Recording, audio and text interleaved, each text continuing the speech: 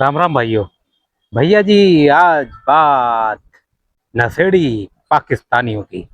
जी हाँ दोस्तों, जैसा आपने देखा होगा, अभी हाल फिलहाल में एक पॉडकास्ट चल रहा है एएनआई का, जिसमें एक एमएचए अफसर हैं, उनका पॉडकास्ट था जिनका नाम है आरवीएस मणि जी।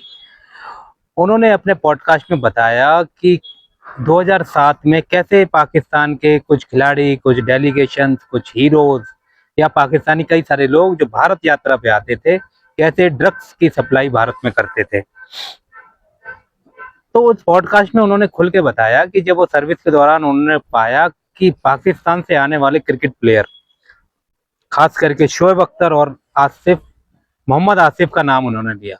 शोएब अख्तर, इसको तो आप जानते ही हैं। मोहम्मद आसिफ, ये वाला, ये चेहरे से ही यार गजेड़ी सा लगता था ये तो। और मुझे तो अब ये भी शक होने लगा है कि शोएब अख्तर वास्तव में फास्ट बॉल फेंकता था, पर कभी कभी वो टॉप बॉल फेंक देता था। तो कभी उसी का कमाल तो नहीं था।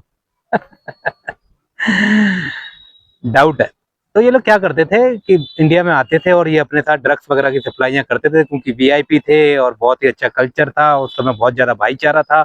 कुछ हमारे यहाँ के भी लोगों के कीड़ा है ज़्यादा चिपकने का, और इसमें धंधा भी है, पैसा भी है, एंजॉयमेंट भी है, दोस्ती भी है। उसके आड़ में दो देशों के लोग हैं। इसमें कई बॉलीवुड वाले भी शामिल हैं, उनके भी बहुत क्रिकेटरों से दोस्तियां रही हैं। कुछ बॉलीवुड वाले, कुछ पाकिस्तान से जो आर्टिस्ट आते रहते हैं उनके साथ दोस्तियां रही हैं। तो ऐसे टुच्चे बनने के काम कई सारे लोग मिलकर करते रहे हैं समय समय पर। एक बार सुन लेते हैं कि क्या कह रहे हैं। I also brought it out that in 2006, somewhere that Rahma delegation came. They were also doing the same thing which all the delegations from Pakistan do it. Which is what? They bring drugs. See, you have the case of we have the reported case of Shoaib Akhtar and Mohammad Asif, The cricketers. cricketers who were sent back by Pakistani High Commissioner after self-confessing that they were carrying drugs. But that was for personal consumption, they said. That is what is the ruse. So that the entire background, in the entire background, all the Pakistani team players, whenever the Pakistani delegations, teams, everything come, they traffic drugs here. It is not one personal. सुना आपने? कैसे लोग, ये हमारे यहाँ पे भी इन लोगों के फैन हुआ करते थे।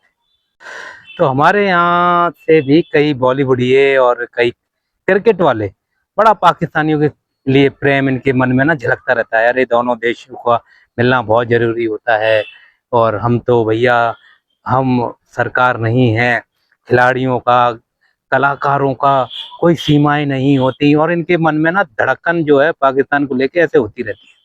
उसके पीछे का कारण एक ये भी है, क्योंकि ड्रग्स में बहुत पैसा है, और एक वीआईपी कोटे के तहत आपकी जांच कम होती है, और आप महंगी महंगी सोसाइटियों में, महंगी महंगी पार्टीज में आप सीधे जाते हैं। इंजॉयमेंट होता है। भारत में भी कई बार बॉलीवुड और क्रिकेट को लेकर के छापेमारी हुई। आईपीएल की पार्टी थी तो उसमें ड्रग्स व्रग्स लिया जा रहा था। भारत के कुछ प्लेयर हैं, वो भी पकड़े गए थे, कुछ वेस्ट इंडीज के प्लेयर थे। तो ऐसा नहीं है कि पाकिस्तान से ड्रग्स आता है, पर हाँ, ये क्रिकेट और बॉलीवुड की ये जो बेहतरीन पार्टियां होती थी, इसमें ड्रग्स का सेवन होता था, अब भी होता होगा। बट यहाँ बात हो रही है पाकिस्तान से आने वाले इस ड्रग्स की, समझे? ये पाकिस्तान से जो प्रेम झलकता था ना लोगों का, उसका मेन कारण यही था कि ये भाई है, बंधु है। कोई भाई बंधु नहीं है, ये लोग ड्रग्स बेचते थे। पाकिस्तान की सरकार की नीति है ये कि ड्रग्स की सप्लाई भारत में करना, उससे पैसा भी कमाया जाता है, आपकी करेंसी को उससे नुकसान होता है। अब 2007 का ही वाकया है कि पाकिस्तान क्रिकेट टीम जब अपने शबाब पे थी, जिसमें शोएब अख्तर वगैरह टाइप के लोग खेल रहे थे उस टीम के अंदर, तो उनके कोच हुआ करते थे बॉब वुलमर। बॉब वुलमर को तो आप जानते ही हैं।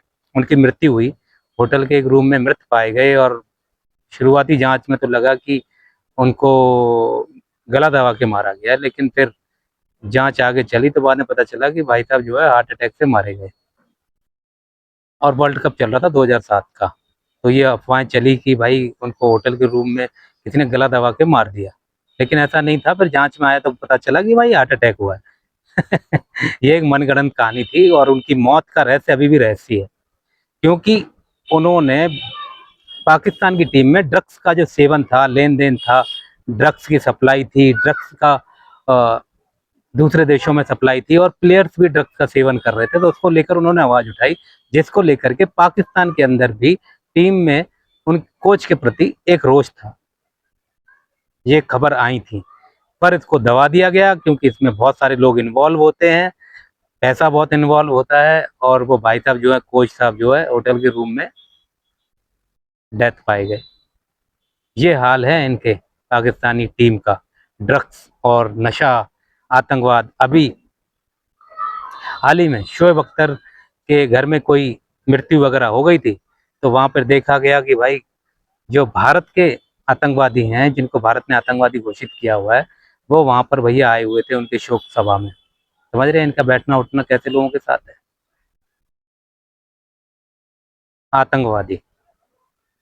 तो ये लोग जो इनसे दोस्तियां करते हैं या इनके दोस्त हैं सोशल मीडिया पे, या बड़े इनके फॉलोअर्स हैं, या वो, ये लोग भारत के लिए कभी भी अच्छे नहीं रहे। इन्होंने हमेशा भारत के खिलाफ काम किया है। तो एक बार फिर ये खबर मार्केट में आई है कि जिन लोगों को, इन लोगों को लोगों ने महान बनाया हुआ था कि महान महान, ये भारत में कैसे सेंध लगा रहे थे एक समय पर। बस मैंने कहा ये अभी पॉडकास्ट में ये बातें चल रही हैं, तो मैंने कहा आपको बता दूं। 2 एक दिन से वीडियो भी नहीं बना पा रहा था, तो आज 2 एक खबरें एक साथ आ गई, मैंने सोचा क्यों ना। बाकी सब और कुछ अपडेट होगा तो फिर आपके साथ आऊंगा। राम राम।